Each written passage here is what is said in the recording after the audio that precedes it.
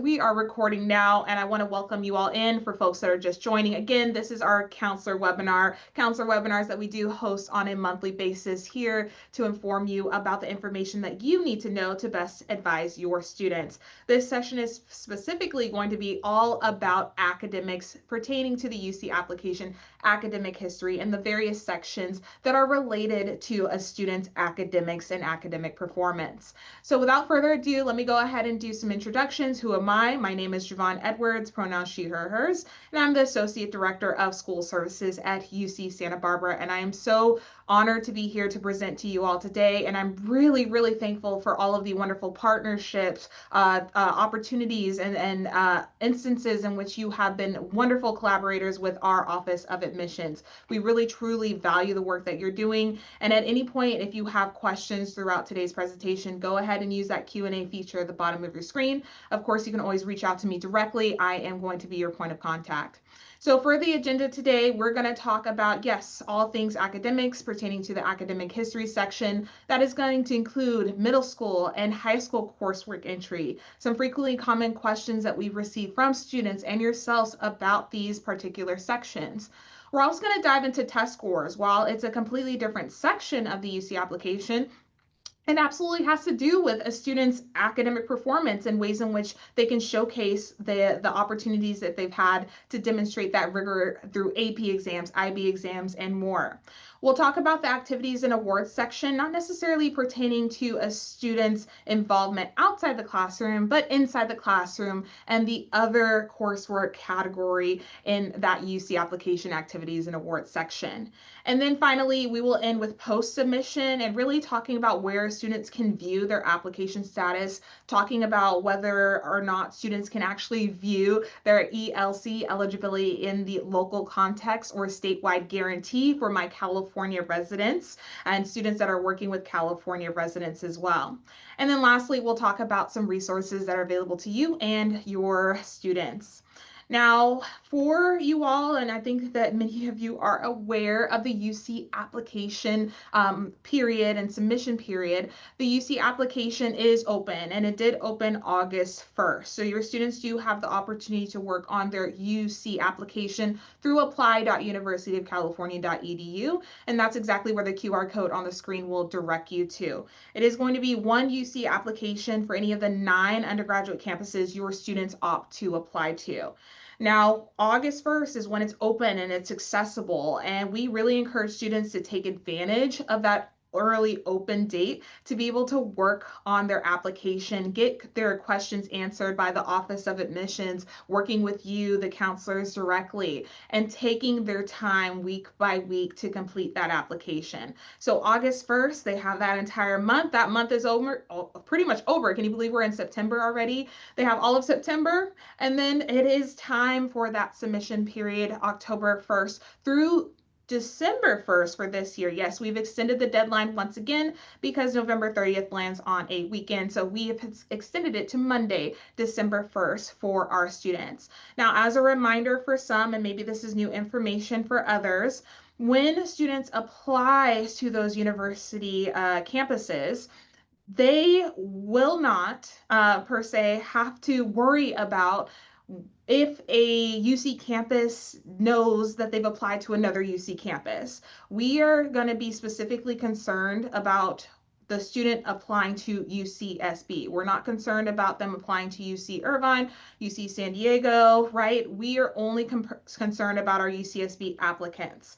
Also, another thing that we get a lot of questions from students, and I hope that you'll relay this information to them, UC campuses cannot see their submission date. So when a student submitted their UC application. So if they submit it on October 1st or December 1st, it does not matter in the eyes of the application reader. So we do not give preference to students that submit early. We don't look at it as a detriment or a negative in the student's application review if they submitted their application on December 1st.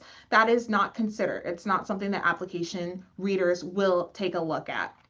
Now, let's go ahead and dive into academics. Now, while I won't fully go into the A through G criteria, we do have a lot of presentations that already dive into the A through G requirements, years that are required for each of those A through G sections.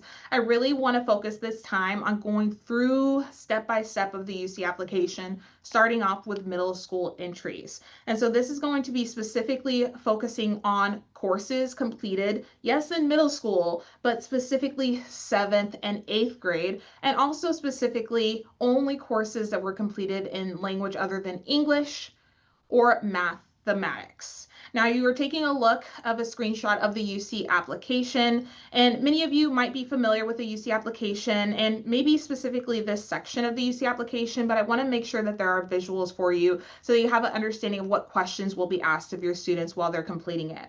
So the very first question within this section of academic history is asking the students, did they take any high school level mathematics courses, specifically in 7th or 8th grade? And they are going to simply respond yes or no. And there is going to be a drop-down selection that's going to list out all of the different mathematics subject areas, everything from algebra, geometry, algebra 2, math 1, 2, or 3, if they're in an integrated mathematics series, or there is a section that has quote unquote other advanced mathematics. Now, as the student selects their course name, they will also put the term period. And so that term period is either going to be a full year term period where they're getting a full year of credit for that algebra course that they completed, for example, in 7th or 8th grade. Or the term period could be less than a year. So maybe they got a semester worth of credit for that algebra course instead of a full year worth of credit. Now, it is important as your students are working on this particular section for either mathematics or language other than English that they are adding courses and adding those mathematics or language other than English courses that they completed only if they got a grade of C or better.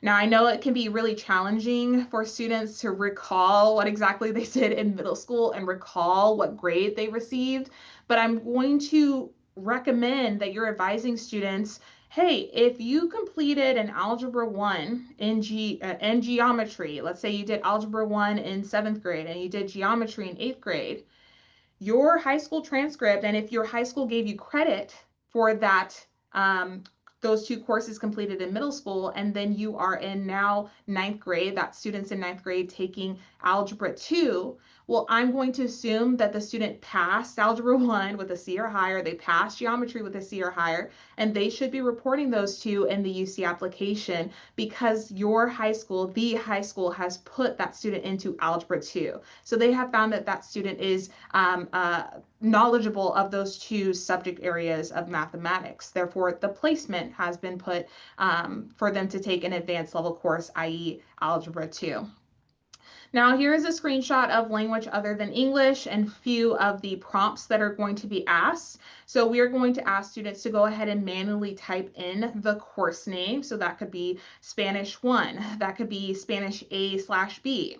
They're going to be inputting the term period as well. So again, for that particular term period, it is going to be either a full year, or they're going to put in less than a full year. Again, that could be a semester or quarter's worth of credit. And then they're going to be selecting the course category. So for example, for Spanish 1, what credit is the student earning for that middle school course? Are they earning a, year 1 worth of language other than English credit? Is it a Spanish 2 in that it is technically worth 2 years of a language other than English credit?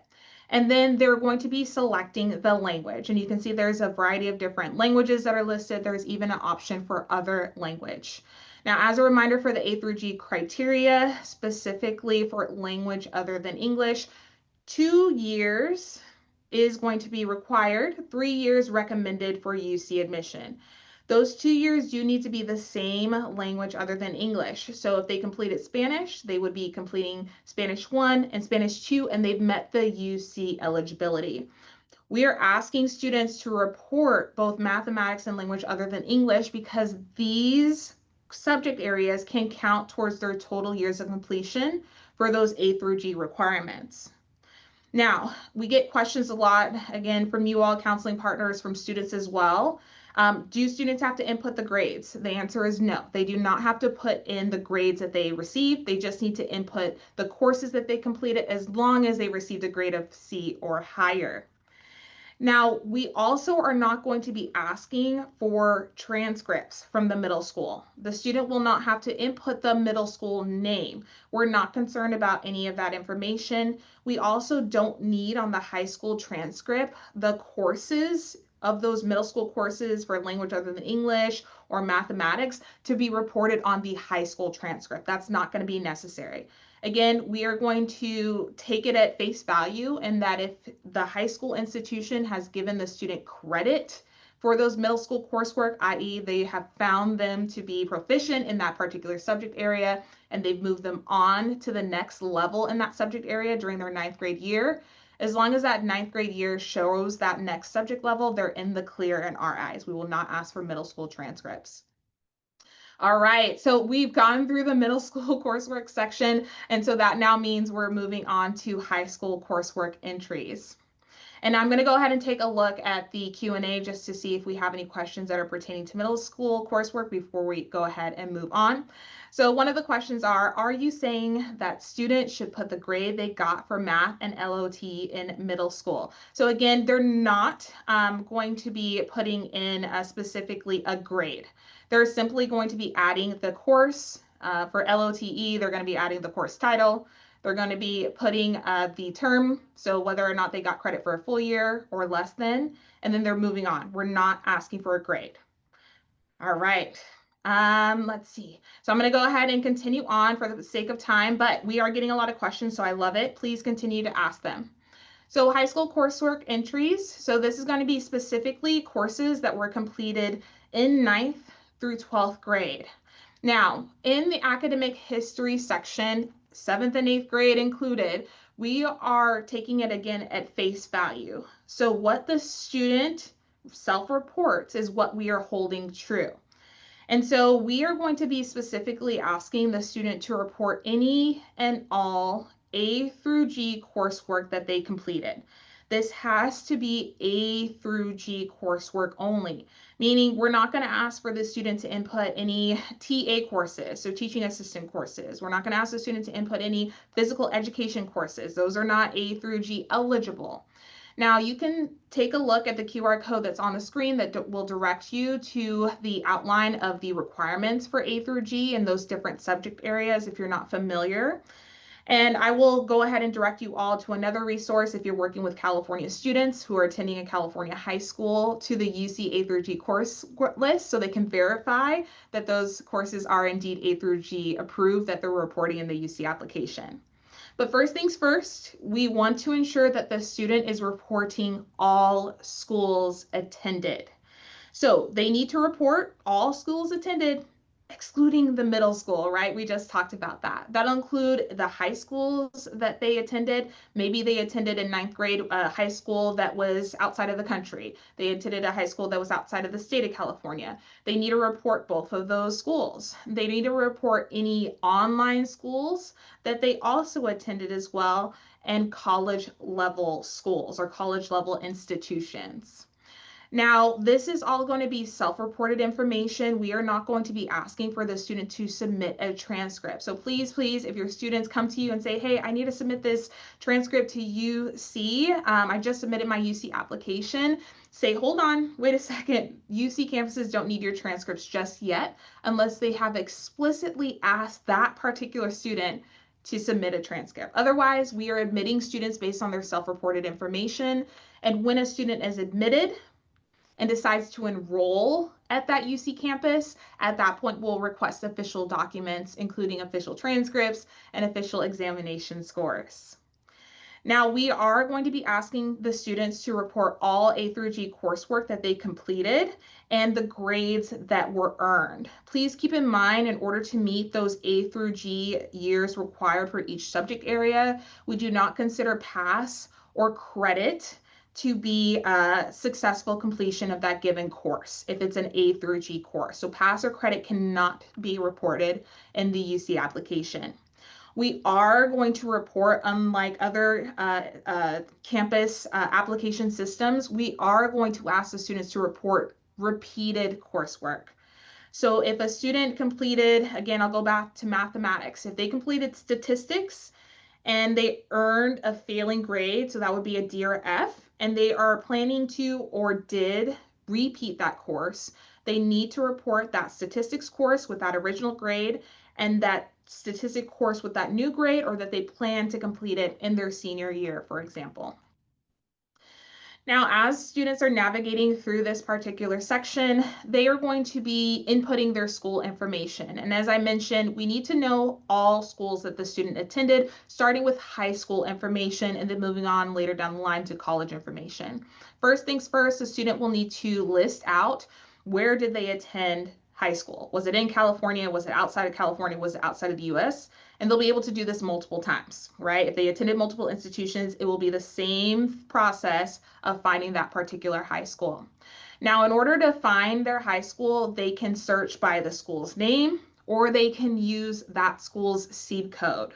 So many times the CEEB code, as you all are familiar, are either going to be listed on your high school transcript. There is a CEEB code search engine out there that they can utilize online by simply doing CEEB codes, Google search, right? So I'm going to recommend, if your student is searching for their school name, that they need to be very careful, that they're verifying that the school name that they listed is indeed the school that they're attending. And they can verify that by the city and location. They can verify that by the CEEB code. But there are going to be multiple institutions, as you all know out there, high schools that have the same exact name, John F. Kennedy. There's a dozen John F. Kennedy high schools out there. So we want to make sure that your students are selecting the correct John F. Kennedy High School, especially if they're a California student, because the high school that they select will ultimately show the courses available that are UC A through G approved in the next section. So the student doesn't have to manually input what courses they completed. So something not necessarily super new, but I want to make sure that there is clear information on the CCGI, so the California Colleges Guidance Initiative, and the coursework importation specifically for students that are attending California public high schools.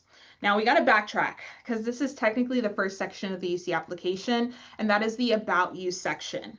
Now, within the About You section, a student is going to complete the personal information section, and they're going to be asked, have you ever attended a California public school?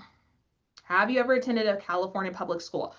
As they answer, if applicable, yes, they will then be prompted to input their California statewide student identification number, also known as CASSID.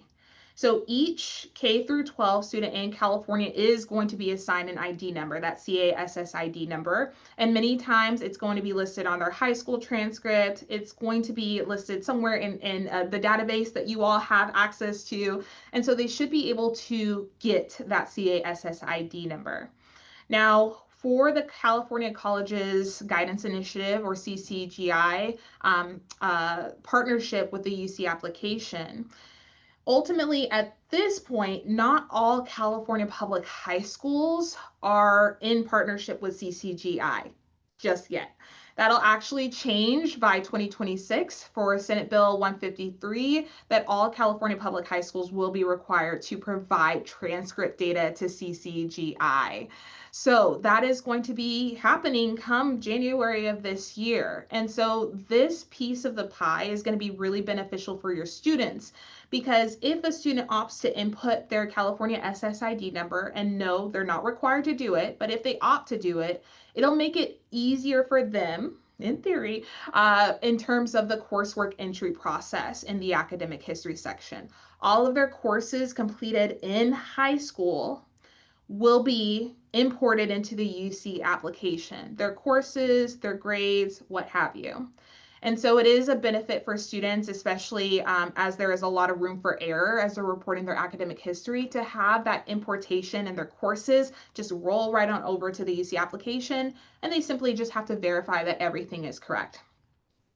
So when the student inputs their California statewide student ID number, they'll go and move on throughout the rest of the personal information section and About You section, and then they'll go to the next section, which is academic history. And then they will see that CEA, and I'm going to try to use the laser so you can see where I'm pointing here on the screen, that CEA SSID number that they previously had inputted. Now, if they input the CEA SSID number, they also have to authorize the importation or the release of their high school coursework. Again, this is optional. This information cannot be edited, particularly in the academic history section, but they can simply click the edit button to go to the About You section to update that number if there was an error. They then have the option to either select import courses and grades or skip and manually input their courses and grades. Okay. If they opt to import their courses and grades, the California statewide student ID number will actually input their dates of attendance for each grade level. It'll input the term type. So was that high school on a semester or a quarter term type? It'll input their coursework completed and grades as mentioned. Here's a screenshot of a student that imported their they imported their courses via the California Guidance Initiative by adding their CASS ID number. And from here, it will populate all of their courses completed, those A through G subject areas and the grades that the student received. But the student, the applicant, will have ownership in verifying that everything is correct. And they actually cannot move past this step without clicking either delete or the edit button. And the edit button is a way in which we are saying, hey, stop, take a look, click on this edit button, verify that the courses are all there that you completed during that 10th grade year, the grades are accurate, that they match your official or unofficial transcript. And then once you click edit and you make sure everything is indeed correct, you simply save and continue. Students will have to do that for every single academic year of their high school history.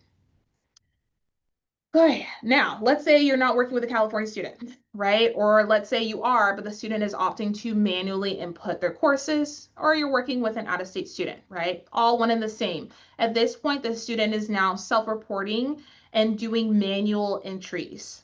They will need to add for every single high school that they attended the start and end dates of that attendance. So for students that you all are working with right now that are seniors, that might have attended your high school for all 4 years, well, it's likely that their start date was right around that August or September timeframe, and that their end date is around May or June of 2026. Now, as students navigate through this particular section, I encourage them to work backwards when they're associating an academic term with the school year. So for the 12th grade year that they're currently in, it's the academic year 2025-2026, and they can input that first. And then they work backwards to 11th grade, 2024 to 2025, and so forth. Now, if a student did complete summer school coursework, they will need to indicate that in the UC application in this particular section, because as we get to the next slide, a few slides over actually, you will see that the summer coursework entries section will actually be separate than the regular academic year section. Now, I do want to encourage you all, and I added a QR code as well, that we did actually last year provide another counselor webinar specifically for summer coursework entries for first year applicants. So let's say your student took summer courses the year before they actually started 8th grade. Where do students actually report that? Well, fun fact, they report it here in this high school section, because the summer before 8th grade, or excuse me, the summer before 9th grade is actually considered a part of high school coursework. So we have a lot of tips and tricks for any summer coursework entry, whether that's high school specific, middle school specific, or college specific. So I encourage you to take a look at that recording. All right, for this academic history section, this is where students are going to be adding the grading system. So was it A, B, C, D, F, 0 to 100? If they're on the IB grading scale, 1 through 7, they can input that here. They can also multi-select within this section, so they don't have to just choose one. There are going to be some instances where the grading system might have switched, right? From freshman year and sophomore year, they were on an A, B, C, D, F. And then for whatever policy that the school had, it switched over to a 0 to 100. So they can multi-select. I get a lot of questions specifically regarding term system and how a student should report their term system. Once again, this is an area that students can multi-select, and it is a matter of how many final grades a student is receiving for that given course. It's a matter of how many final grades, and it also could be a matter of how many credits a student is receiving. How many credits within that academic year is a student receiving for that given course. So for a full year, one final grade a student is receiving for that one course. And that grade is equivalent to 1 credit or a full year worth of credit for that course. A semester grade would be 2 final grades, right? And that is most traditional. Students are getting a grade in the fall, and they're also getting a grade in the spring. Many times that credit or worth for each course is 0.5. It's half a credit because they're only completing that course for half the time in the fall, and then the other part half the time in the spring. And then you also have trimester, again, 3 final grades per year for that given course, or quarter, 4 final grades for that given course. There are going to be some instances where your students are taking a quarter worth of credit for a given course. So maybe they're getting 0.25 credits, and then they're not taking that course at all for the rest of that quarter. So they took it in fall, but they're not taking it in winter or spring. All right, if you have questions on the term system, you're more than welcome to add it to the Q&A. I'll be monitoring the Q&A and getting to questions after the end of this session. Last but not least, the students will need to input their graduation information. So specifically, we're looking for the month and year. We don't need the date of their graduation. We just need the month and year. Now, as mentioned earlier, there's going to be 2 different sections where students will input their academic coursework and grades. And those sections are going to be the academic year and the summer session if they selected that they did complete summer coursework during that grade level. So they do need to be mindful of the ways in which they can enter courses and grades for the different types of sessions, a regular academic year versus summer session. Now, if you are working with any students that are graduating early, how should they input their courses? So for example, you have a student who is graduating a year early. They will need to input their courses and grades for their junior year in the 12th grade section and then work backwards, thereby leaving 9th grade blank. So they're inputting their information specifically for their junior year, but technically we're going to designate them as a senior. So all of their junior year or their last year coursework, they're inputting it in their 12th grade year, and again, working backwards. All right, I'm going to take a pause here, take a look. What questions are we getting out of here?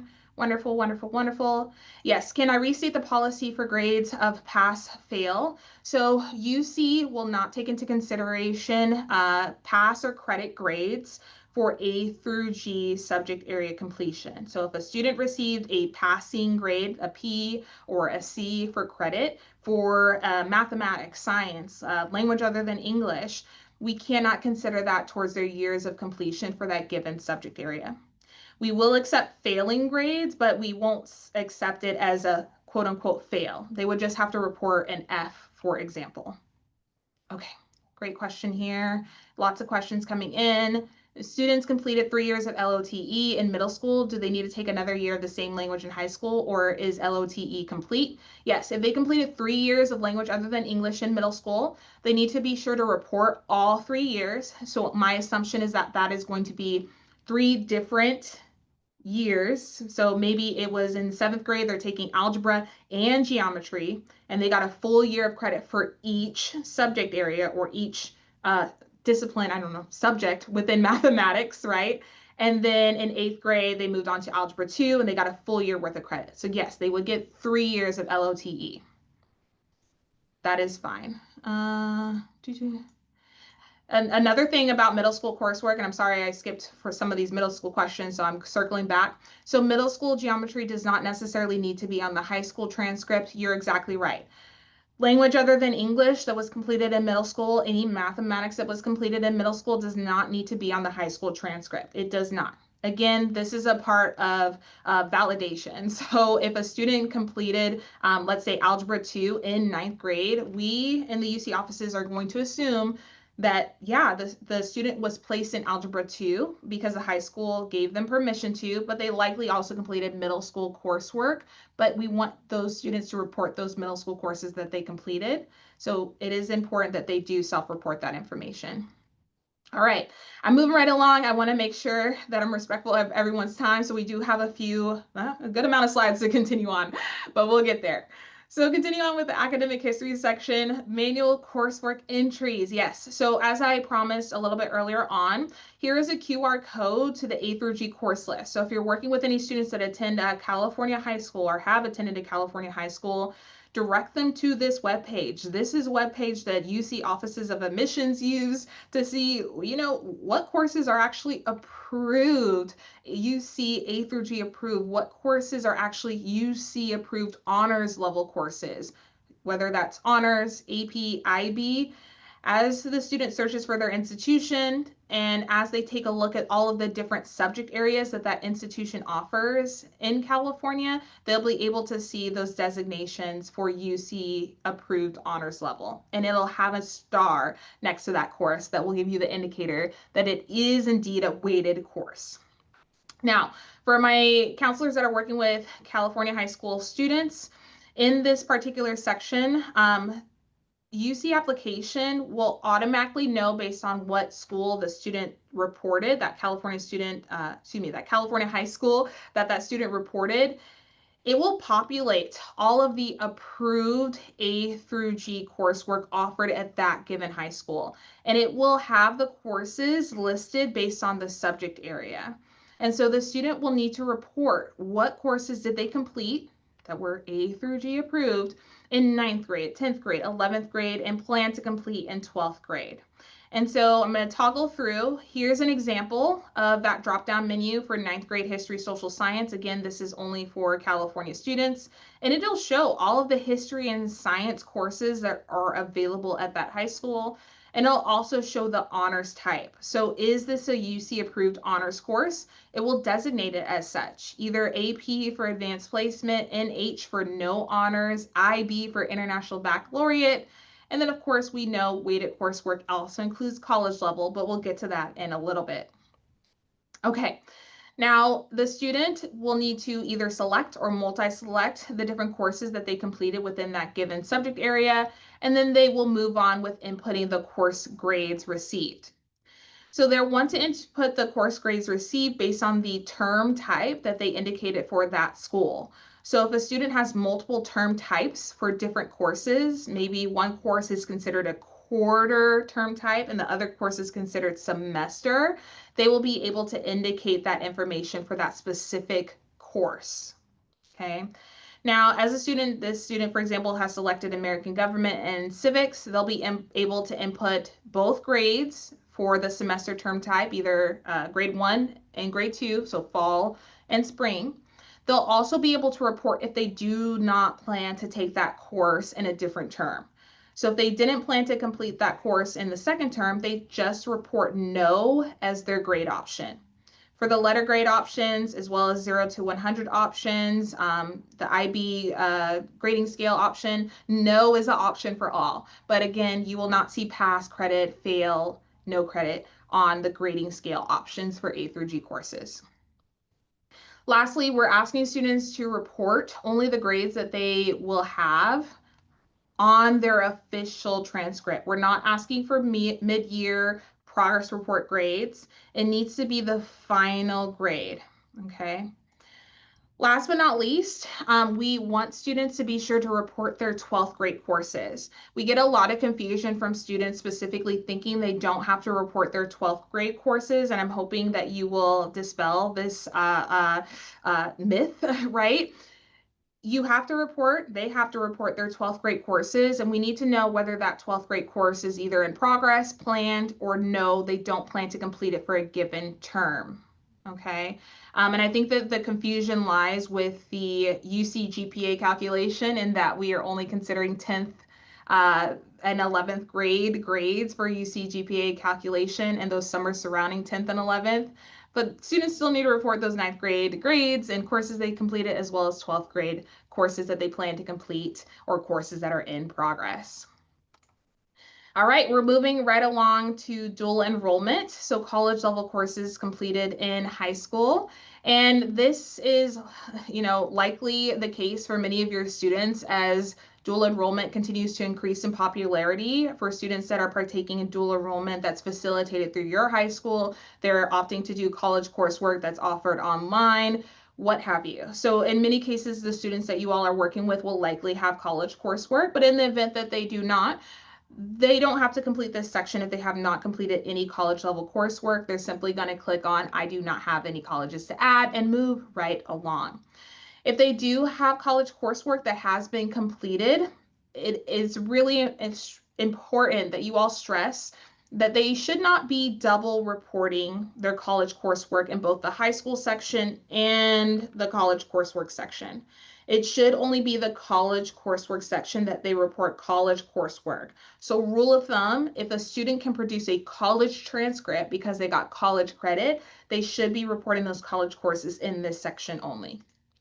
Now for college coursework, as I mentioned, we need and will need and ask for a university or college transcript if the student is admitted and decides to enroll at the University of California, whatever campus they choose. But for now, we don't need their transcripts when they're working on the UC application. We need them to self-report this information and list all college classes that they completed that are considered UC transferable. So we are going to define UC transferable as typically being a course that is 3 units or higher.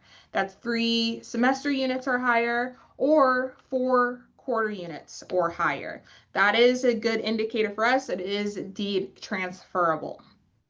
Okay. For this section, we are going to ask the students to associate a grade level to the terms that they completed those college level courses. So in many cases, students are completing college level courses over the summer. They might be doing, again, a part of dual enrollment, so they're completing it during the regular academic year. So we will ask them to list what grade level they completed that particular college course and the terms and academic years associated.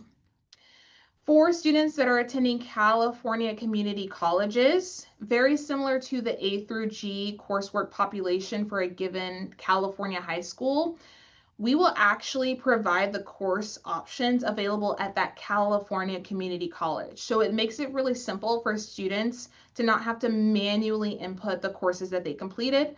They're simply inputting the community college that they attended, and then they are researching or taking a look through the drop-down selection of what subject area that they completed for that college level course. So in this case, the student has completed art, and then they're moving right along and selecting which art course from Allen Hancock College in this example did they take. And they're referencing their unofficial or official transcripts to verify that information. It will pre-populate the department, course number, course title, units, and the student will only need to input the grade that they received. And the grade options are a little bit more robust at the community colleges. In this instance, it can include credit, it can include pass, fail, no credit, withdrawal, or the regular letter grades or numerical grades. Usually it's a letter grade for community colleges. I will say that if a student completed a transferable college course, typically they're not going to receive a credit grade. They're going to receive that actual grade letter. So if a student, for whatever reason, took a transferable college course and they did get credit, it is not going to count towards their A through G completion if that college course is associated with an A through G subject area. So the students will have to select the subject area in which that course is aligned with. So you can see the options of the grading scales here, and then you'll be able to see the options for those subject area selections that the student will have to complete. Now, if you're working with a student that's completed community college or university level coursework, they will have to manually input their course name, the course number, the course title, how many units that course was. And so again, this pre-populated field is only going to be available for students that completed a California community college level course.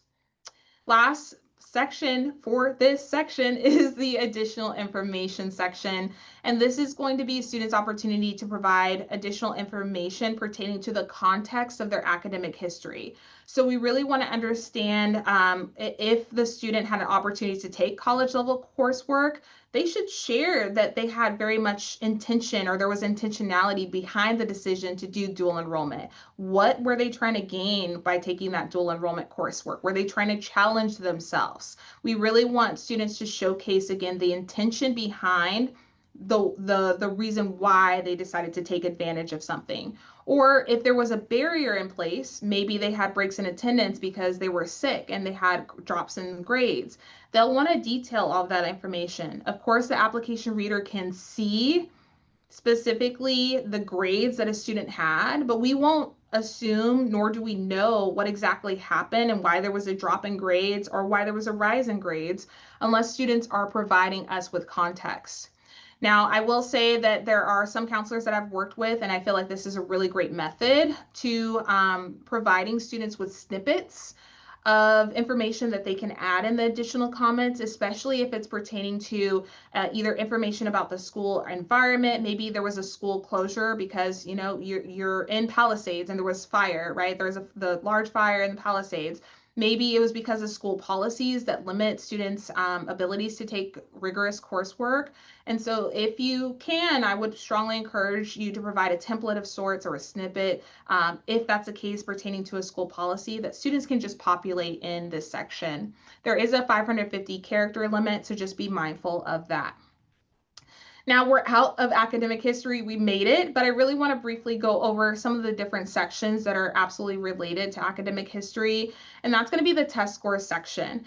And so for this area here, for the most part, this section is going to be optional unless you're working with a student that needs to demonstrate English language proficiency or is a student that is outside of the US and needs to report their international examination. But for advanced placement exams, international baccalaureate exams, this section is going to be completely optional for them to report what scores they received on those examinations. So if you're working with a student that has high anxiety about an AP score that they received that was a 2 or a 1, and they're trying to figure out should they report it in this UC application, well, again, AP exams, IB exams are optional, so they don't have to report if they have a lot of anxiety. But I would encourage your students to report that because it showcases that they were willing to go above their academic curriculum. They're willing to challenge themselves by taking that AP exam, and so it does showcase rigor. Now, as you all are familiar with, UC cannot consider SAT or ACT examinations, so there is not going to be a section for students to report those ACT, SAT exam scores, at least in the test score section. Stay with me, I'm going to showcase where, in theory, students can report SAT or ACT, but I want to say bottom line, those scores will not be used for admission selection or scholarship selection or consideration, but can be used for course placement purposes only.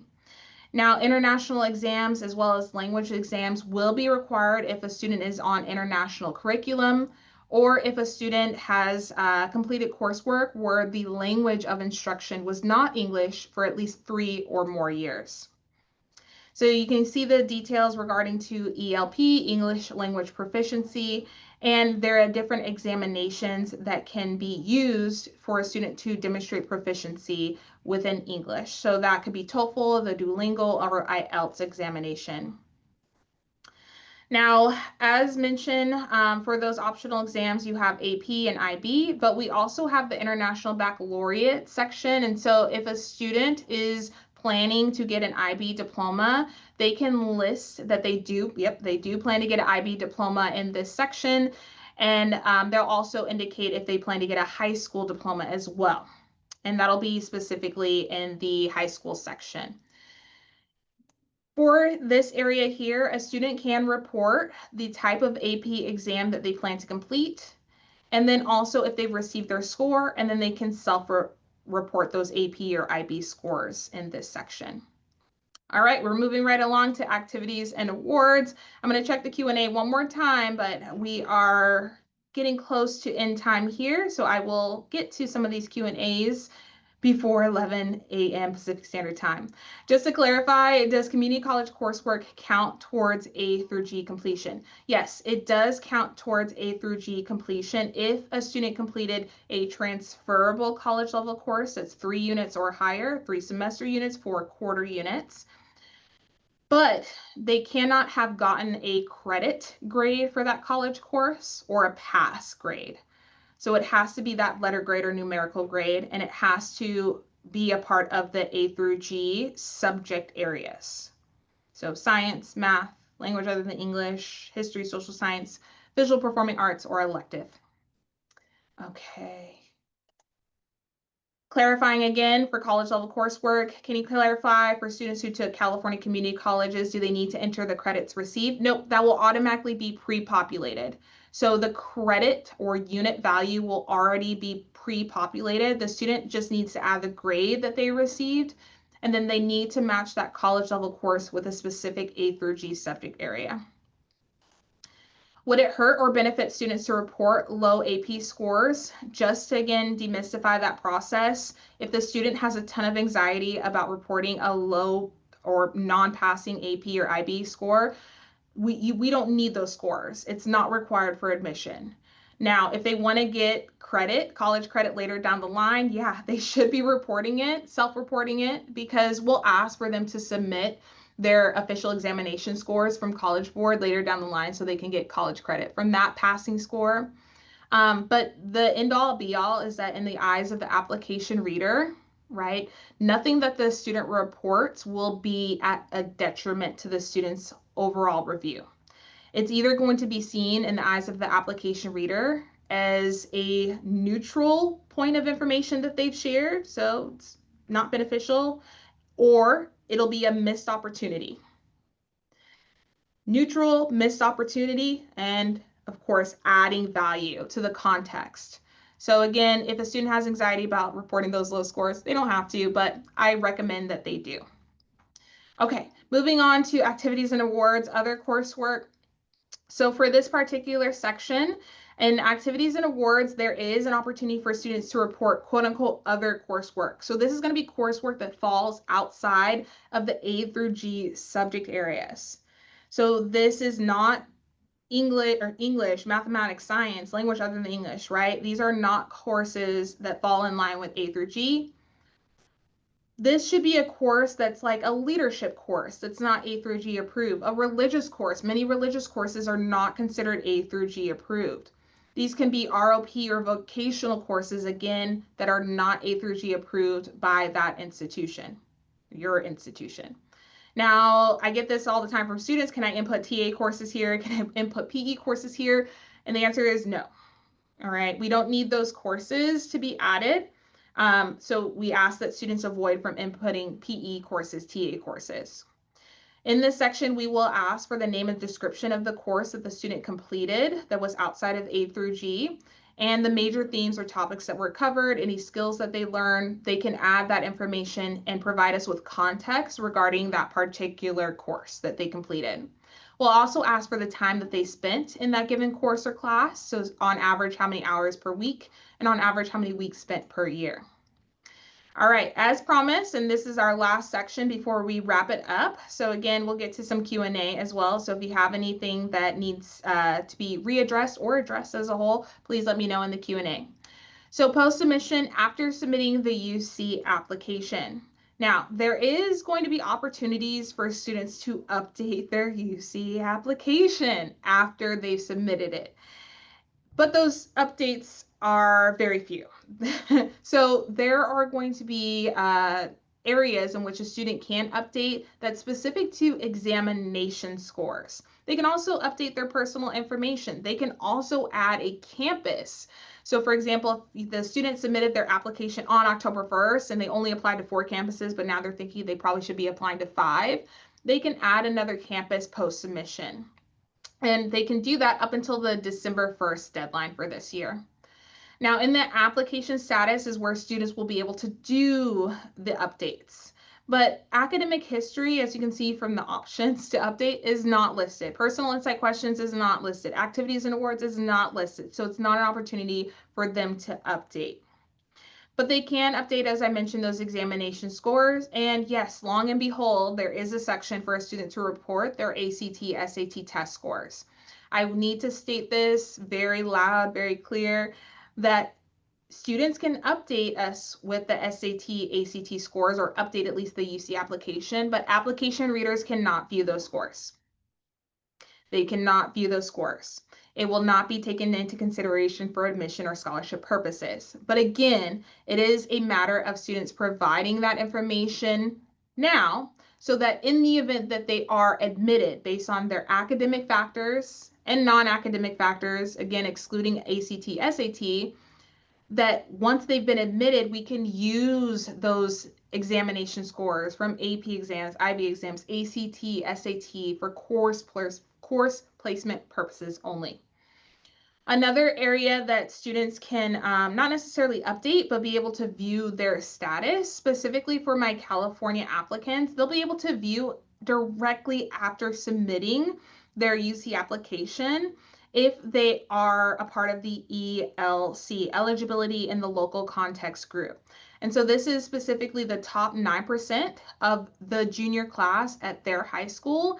And this ELC, if you're not familiar with it, provides the student with the opportunity to a guarantee admission to UC campus.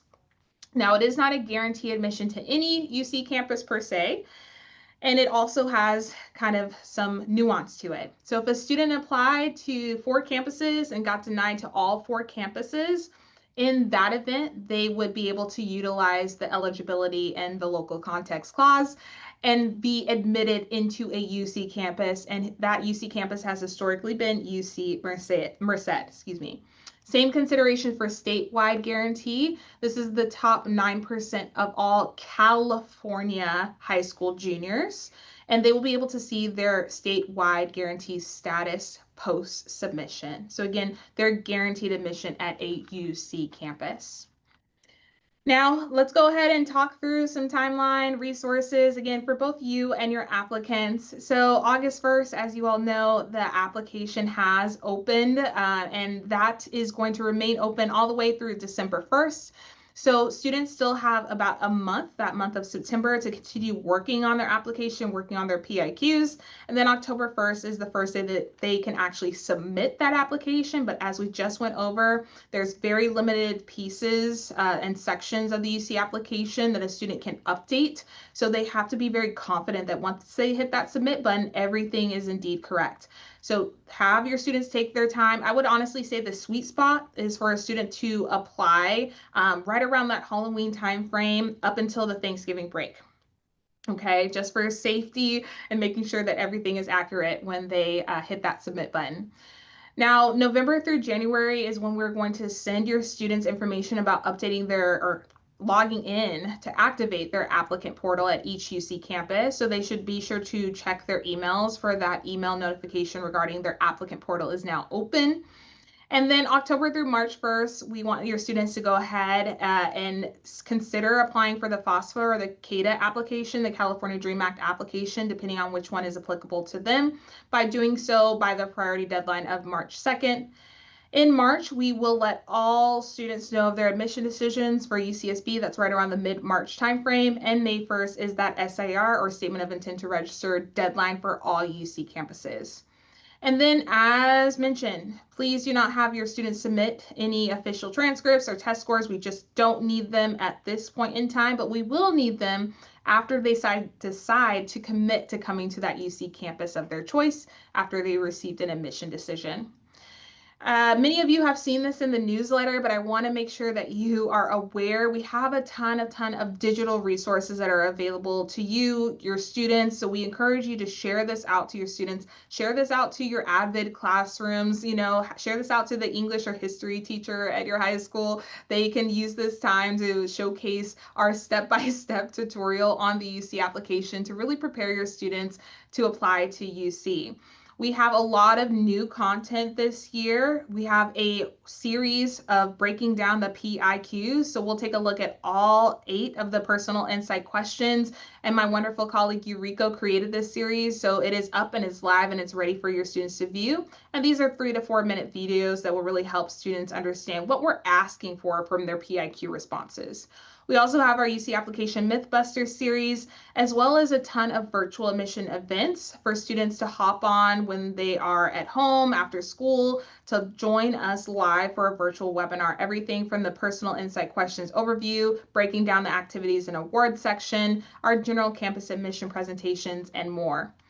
Also, of course, for you all, counselor resources. So if you weren't already aware and subscribed to the UC admissions newsletter, we have announced that the quick reference guide specifically for 2025 is up. It's live. It's ready for you to view. So please use that as you're advising your students. It's the Bible of UC admissions for us. So we also reference it as well. So it'll be a really great resource for you all. Now, the UC UC Office of the President, is hosting a counselor webinar, and sorry that got cut off here at the end, but it is going to be on dual enrollment and financial aid. And so I've registered for this session. I hope that you will too. This is going to be on September 30th at 9 a.m. And if you would like to register, just simply follow that QR code that's listed on the screen. And then lastly, we have UCSB specific counselor resources for you. So we have an upcoming webinar. Again, this is specifically to the activities and awards section and how students can best express their involvement in the UC application, happening on 10/22 at 10 a.m. Pacific Standard Time. We have our counselor resource playlist. So this recording will also be there on our YouTube playlist. We have our UCSB monthly counselor newsletter for you all, which many of you have already subscribed. And then new this year, we have the PIQ conversational guides for counselors. So there is a lot of questions that you receive, that we receive, about the personal insight questions and the best way to respond. Many times your students are asking, should I write my PIQ and use creative writing? Should I use narrative-based writing? And the answer generally is no, but there's going to be some conversational guides to help you advise those students. And then lastly, stay connected with us. We have a lot of resources, again, for both you and your students.